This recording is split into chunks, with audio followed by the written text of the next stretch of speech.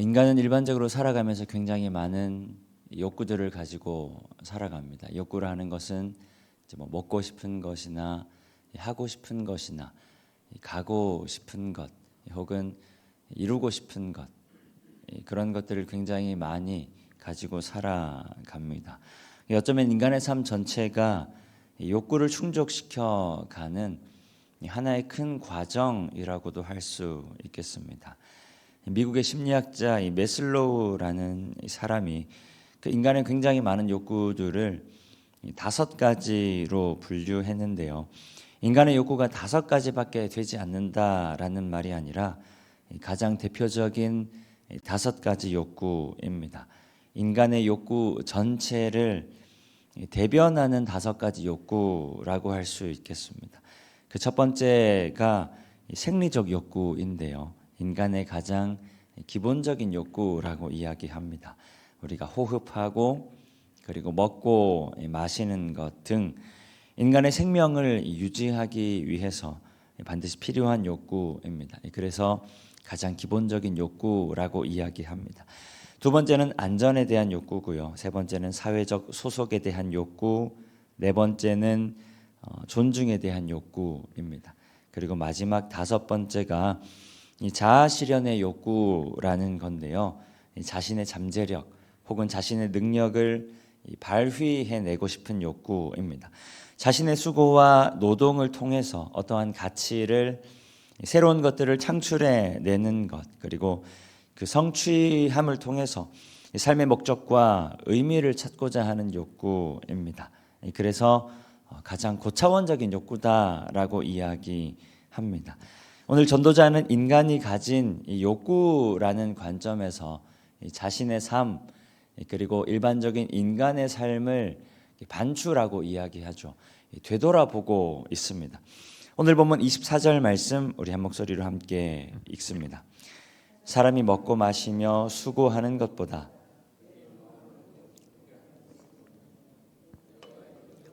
하나님의 손에서 나오는 것이로다.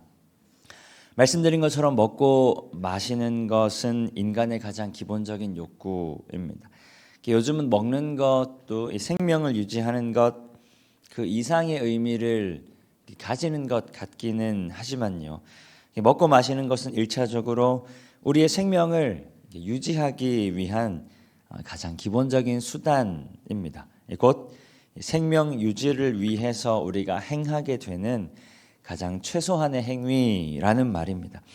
그리고 수고하는 것은 말씀드린 것처럼 인간의 가장 고차원적인 욕구입니다. 우리의 수고를 통해서 새로운 가치를 창출해내는 것, 우리의 수고를 통해서 우리의 잠재력, 우리의 능력을 내 안에 가두어 두는 것이 아니라 내 밖으로 드러내는 것, 그렇게 무언가를 생산해내는 것, 그것을 위한 노동과 수고, 가장 고차원적인 욕구를 실현하는 것입니다. 그러면 전도자가 먹고 마시는 것 그리고 수고하는 것이라 이야기함을 통해서 궁극적으로 말하고자 하는 것이 무엇인가? 인간의 가장 기본적인 욕구인 먹고 마시는 욕구에서부터 인간의 가장 고차원적인 욕구인 자아 실현의 욕구에 이르기까지 전도자는 인간의 모든 욕구를 지칭하고 있는 것이다. 그러면 24절은 이렇게 우리가 읽을 수 있습니다. 사람이 자신의 욕구를 충족시키는 것보다 그 마음을 기쁘게 하는 것이 없는 법인데 그것조차도 결국에는 하나님의 손에서 나오는 것이다.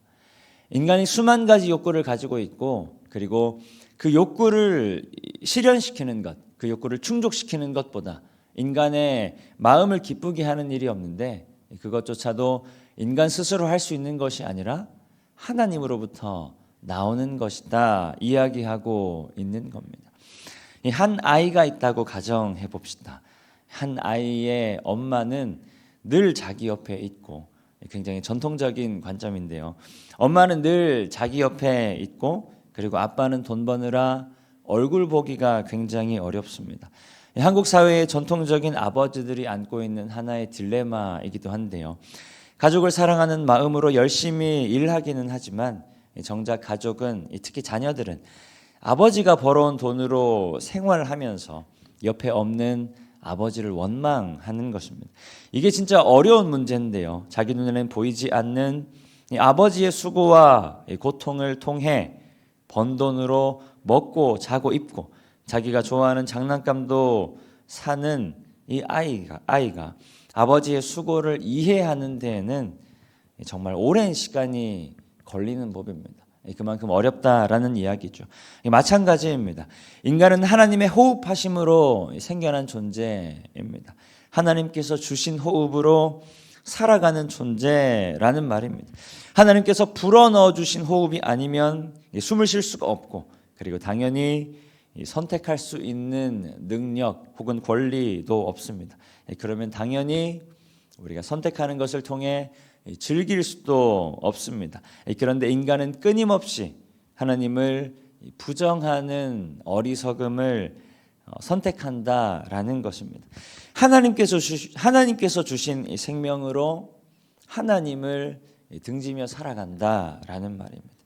창조주의 딜레마 같은 겁니다.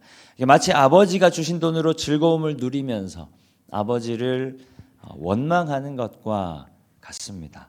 오늘 전도자는 우리에게 그 깨달음을 전해주고 있습니다. 우리는 하나님으로부터 시작된 존재이고 우리의 끝 또한 하나님께로 돌아가야 하는 존재임을 우리에게 일깨워 주는 것이다. 결코 짧지 않은 인생을 살아가면서 우리가 하나님으로부터 왔다는 것, 그리고 우리의 끝 또한 하나님께로 돌아간다는 것 또한 망각하며 살아가지만 결국에 우리는 하나님께로부터 와서 다시 하나님께로 돌아가야 하는 존재임을 오늘 전도자는 우리에게 일깨워 주는 것입니다. 그러하니 우리의 시작과 끝은 반드시 우리의 알파와 오메가 되신 예수 그리스도로 채워져야 한다라는 말입니다. 그렇다고 하나님께서 우리가 아무것도 하지 않기를 원하신다는 말이 아닙니다. 여전히 우리가 먹고 마시며 우리가 누릴 수 있는 것들, 우리가 누릴 수 있는 온갖 즐거움들, 하나님 허락하신 이 땅 가운데 하나님께서 우리에게 허락하신 욕구를 충족시키는 것, 하나님께서 그것을 막으시는 것이 아니라 하나님께서 원하시는 것은 그 모든 것들이 하나님께로부터 말미암았다는 사실, 그것을 깨달아라 라는 말씀입니다. 먹지 말라는 것이 아니라, 즐기지 말라는 것이 아니라 먹되 그리고 정당하게 즐기되 그 가운데 하나님을 기억하라.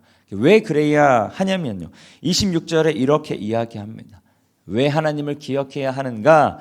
우리의 인생이 헛되지 않게 하기 위해서입니다.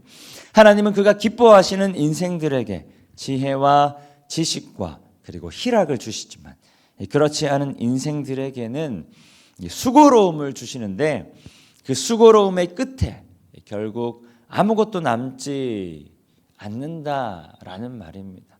하나님께서 인생들에게 수고로움을 주시는데 하나님을 원망하는, 하나님을 거절하는 어리석은 인생들의 수고로움 끝에는 아무것도 남는 게 없다라는 말입니다.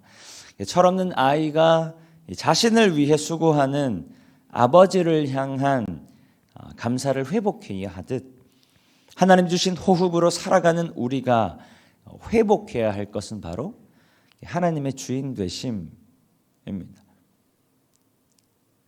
우리가 매일매일 너무나 당연하게 여기는 우리의 호흡 가운데, 우리가 매일매일 너무나 당연하게 여기는 우리의 일상 가운데 우리가 그 일상을 살아갈 수 있음이, 우리가 호흡할 수 있음이 하나님께로부터 왔음을 가장 먼저 기억하고 인정해야 한다. 내가 무엇을 먹고 마시며 무슨 일을 하며 살아가든 그 모든 것의 주인이 내가 아니라 하나님임을 인정해야 한다라는 말입니다. 자칫 굉장히 피상적인 이야기로 들릴 수도 있는데요, 우리가 하나님을 주인으로 인정하는 삶이라 하는 것은 내가 선택할 수 있는 권리 나에게 있는 것 같지만, 내가 즐길 수 있는 권리 나에게 있는 것 같지만 내가 하나님을 주인으로 여긴다라는 말은 그 모든 것들을 통한 감사를 다시 회복한다라는 말입니다. 그리고 더 나아가서 내가 선택할 수 있지만, 내가 즐길 수 있지만, 내가 선택하기 이전에, 내가 즐기기 이전에 이것은 하나님의 뜻인가? 이것은 하나님의 선택하심인가? 우리가 다시 한번 돌아보아야 한다라는 말입니다. 하나님 주신 호흡으로 살아가는 오늘 하루의 삶 가운데 하나님을 인정하는 우리 모든 성도님들 되시기를 축복합니다. 우리가 먹고 마시는 것, 그리고 우리가 행하는 모든 일들, 그리고 우리의 모든 걸음까지도 굉장히 세세하게 주관하시는 하나님을 인정하며 또 늘 기억하며 하나님을 향한 감사, 그리고 우리의 삶을 통한 이 하나님을 향한 예배를 회복하는 귀한 오늘의 한 날 되시기를 축복합니다.